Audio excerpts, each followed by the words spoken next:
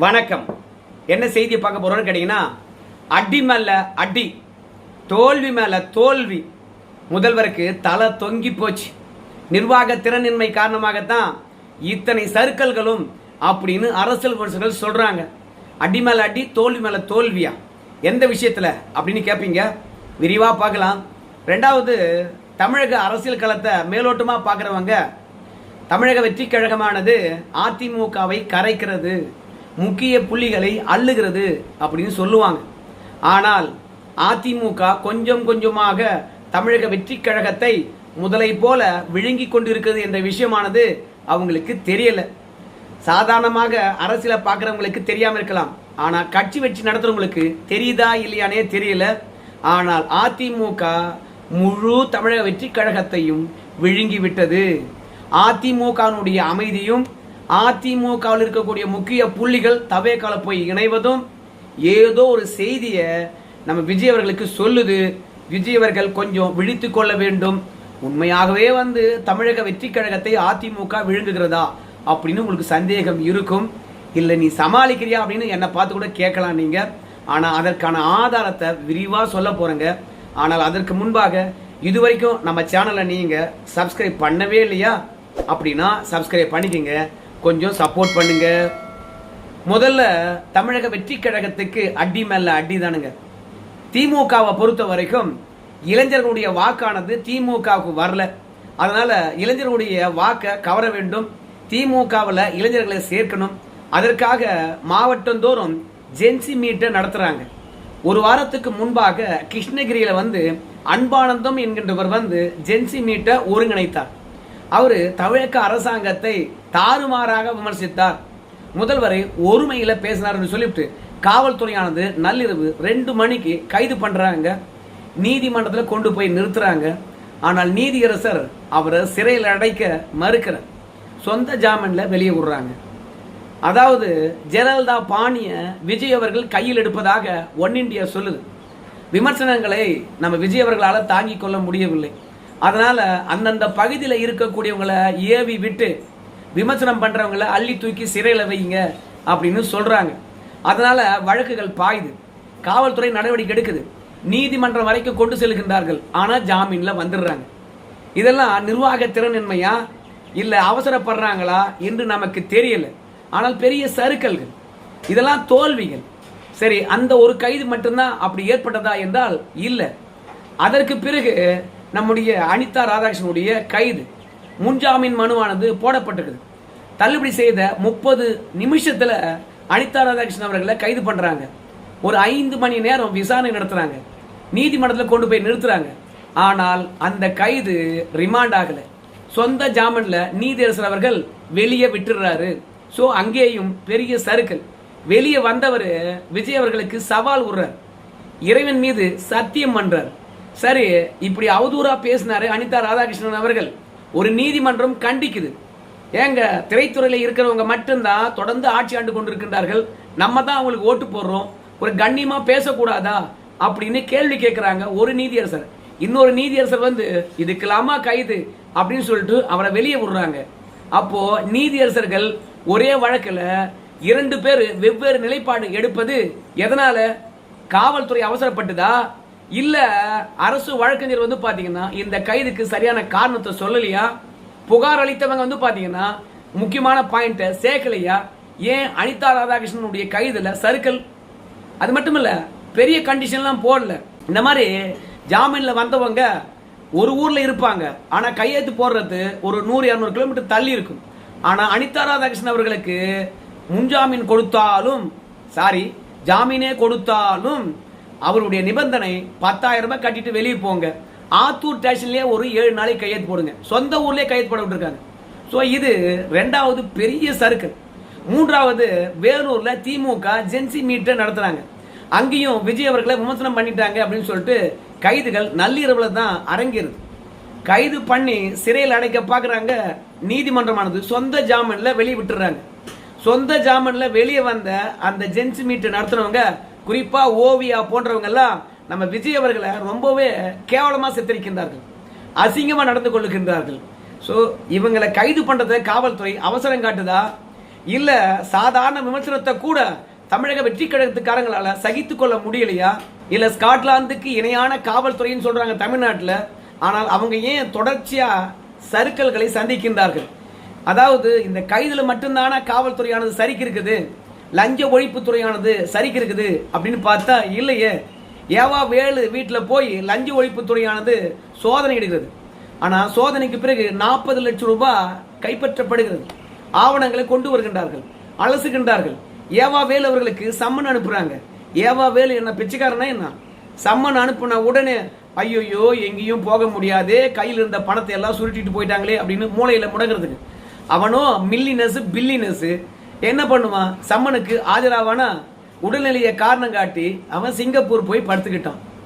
இப்போ தபேக் அரசாங்கமானது முன் யோசனையுடன் வந்து நம்ம ஏவா வேலு அவர்களுக்கு சம்மன் அனுப்ப போறோம், ஒரு லுக் அவுட் நோட்டீஸை விட்டுருந்தாங்கன்னு வச்சுங்களேன், கண்டிப்பாக நம்முடைய விமான நிலையங்கள்லே வந்து பார்த்தீங்கன்னா அவரை மடக்கி இருக்கலாம்.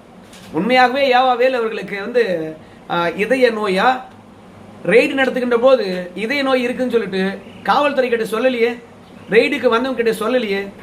அப்போ மருத்துவ பிரச்சனையை முன்கூட்டியே சொல்லாத ஏவா வேலு எஸ்கேப் ஆகி போய் சிங்கப்பூர்ல படுத்திருக்காருன்னா இது யாருக்கான தோல்வி? இல்ல நான் மீண்டும் ஒரு வார்த்தையை சொல்றேன்.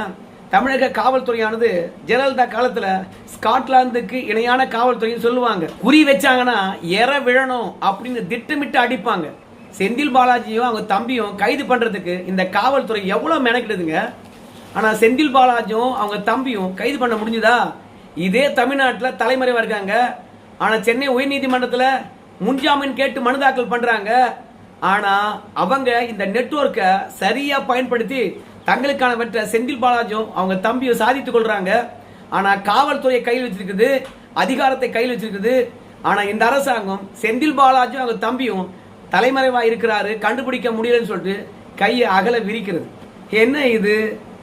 இல்ல திங்கட்கிழமை வந்து பாத்தீங்கன்னா நம்ம சம்மன் அனுப்பியிருக்கோம், செந்தில் பாலாஜியும் அவங்க தம்பியும் ஆஜராவாங்க அப்படின்னு இந்த தபேக் அரசாங்கம் நினைக்குதா? ஆஜர் ஆகிடுவாங்களா அவங்க? என்னங்க காவல்துறையினுடைய கண்ணிலேயே வந்து மண்ணை தூவுறாங்க, ஆனா சம்மனுக்கு மட்டும் வந்து ஆஜர் ஆகிடுவாங்களா? எப்படி இந்த அரசாங்கமானது திமுக காரங்கிட்ட போய் கோட்டையை விடுது? ஸோ வழக்குகள் வந்து பார்த்தீங்கன்னா சிறையை பெற்றுத்தரல, அதில் தோல்வி. செந்தில் பாலாஜி கைது செய்வதில் அடி. ஏவா வேலு போன்றவங்களாம் ஏமாத்திட்டு ஓடிட்டாங்க. செந்தில் பாலாஜி அவங்க தம்பியும் தப்பித்து விடக்கூடாது என்பதுக்காக இப்போதான் புதுசா அறிவு வந்த மாதிரி லுக் அவுட் நோட்டீஸ் கொடுத்துருக்காங்க விமான நிலையங்களை கண்காணிப்பதற்காக. என்ன பண்றீங்கன்னு தெரியல. இதுக்கு தான் நம்முடைய சவுக்கு சங்கர் கேட்கிறாரு இந்த அரசாங்கத்தை பார்த்து, ஏங்க ஜூலை 1ஆம் தேதியிலிருந்து ஒவ்வொரு நீதிமன்றத்திலும் வழக்குகள் ஒத்தி வைக்கப்படுகிறது, அதை பற்றி உங்களுக்கு தெரியுமா அப்படின்ற கேள்வியை எழுப்புகின்றார். ஏன்னு கேட்டீங்கன்னா அரசு வழக்கறிஞர்களை நியமிக்கணும், நியமிச்சிட்டாங்களான்னு கேட்டீங்கன்னா நியமித்து விட்டார்கள். ஆனா அரசு வழக்கறிஞர்கள் வந்து அரசாங்க வழக்குகள்ல போய் ஆஜராகல. அதுக்கு என்ன காரணம்? இன்னும் வந்து அரசாணை வெளியிடல. ஏன் அரசாணை வெளியிடல? ஏன்னா அரசு வழக்கறிஞர் நியமனத்தில் 100 கோடி ரூபாய்க்கு மேல ஊழல் நடந்திருப்பதாக புகார். அதனால தமிழ்நாடு முழுவதும் அரசு வழக்கறிஞர்கள் நியமித்திருந்தாலும் அரசாணை வெளியிடல. இந்த அரசாணை வெளியிடாததுக்கு நம்முடைய சவுக்கு சங்கர் இந்த அரசாங்கத்தை பார்த்து கேட்கிறாரு, எங்கெங்க தலைமைச் செயலாளர், எங்கெங்க உள்துறை செயலாளர்? உள்துறை செயலாளர் தான் வந்து காவல்துறையினருக்கு தலைவர். அது மட்டும் இல்ல நம்முடைய சட்டத்துறை அமைச்சர் எங்கெங்க? 3 பேர் என்ன பண்ணிட்டு இருக்காங்க? காவல்துறை நிர்வாகம் பண்ணுகின்ற முதலமைச்சர் என்ன பண்ணிட்டு இருக்காங்க? ஸோ மொத்தத்தில் காவல்துறை மூலமாக இந்த தமிழக அரசாங்கமானது பெரிய பெரிய தோல்வியை சந்தித்துக் கொண்டிருக்குது. நீதிமன்றங்கள்ல இந்த அரசாங்கம் ஏமாற்றத்தை சந்தித்துக் கொண்டிருக்கிறது. என்ன பண்றீங்க? அரசு வழக்கறிஞர்கள் நியமித்த பிறகும் அரசாணை வெளியிடாம ஏன் காலதாமதம் அப்படின்னு பல்வேறுபட்ட கேள்விகளை கேட்கிறாங்க.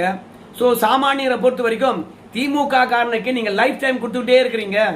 அவன் தப்பிச்சுக்கிட்டே இருக்கிறான். தப்பிச்சான்னு வச்சுங்க, அவன் களத்தில் இறங்கி அரசியல் பண்ணான்னு வச்சுக்கோங்க, அதுக்கப்புறம் இந்த தவேக் அரசாங்கமானது அப்பாப்பா நான் ஆட்சியில் தொடரல, நான் ராஜினாமா பண்ணிட்டு போயிடுறேன் அப்படின்ற அளவுக்கு எதிர்கட்சியா இருந்து திமுக காரன் பெரிய சூனியத்தையே சொறி விடுவான். அவனை எதுக்காக கைது பண்ணி நீதிமன்ற காவல் போடாம தப்பிக்க வைக்கிறீங்க அப்படின்ற கேள்வி மட்டும்தான் எல்லாருடைய மனசிலும் எழுந்திருக்கிறது. நிர்வாக திறன்மையா, இல்ல அலட்சிய போக்கா, இல்ல காவல்துறை இன்னும் திமுக சார்பா இருக்காங்களா, இல்ல தமிழகத்தினுடைய ஆளுங்கட்சியில் இருக்கக்கூடிய நிர்வாகிகள் இந்த விமர்சனங்களை ஏற்றுக்கொள்ளாம அவசரப்பட்டு ஒண்ணுமில்லாத வழக்குகளை தொடுக்கின்றார்களா? அதையும் காவல்துறையானது அலசி பார்க்காம இந்த அரசாங்கத்தை குஷிப்படுத்துறதுக்காக தன்னுடைய விசுவாசத்தை காட்டுறதுக்காக அவசரப்பட்டு கைது பண்றாங்களா? எது எப்படியோ வழக்குகள்ல அடி மேல அடி, தோல்வி மேல தோல்வி. இந்த தோல்வியெல்லாம் நம்ம விஜய் அவர்களால் தாங்கிக் கொள்ளவே முடியாது. தலை தொங்கி போச்சு என்று விமர்சனம் பண்றாங்க. விமர்சனத்துக்கு என்ன பதிலடி வரப்போகுதுன்னு பொறுத்து பார்க்கலாம். அதையெல்லாம் தாண்டி அதிமுக தமிழக வெற்றி கழகத்தை முதலை போல விழுங்கி கொண்டிருக்கிறது.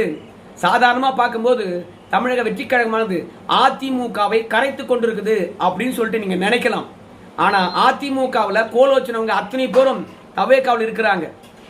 கலை இலக்கிய அணியில் இருந்து, மாவட்ட செயலாளர் இருந்து, முன்னாள் அமைச்சர்கள் இருந்து, சட்டமன்ற உறுப்பினர் இருந்து, எம்பியில் இருந்து, இப்படி பல்வேறுபட்ட ஜாம்புவான்கள் தமிழக வெற்றி கழகத்தில் இணைந்து விட்டார்கள்.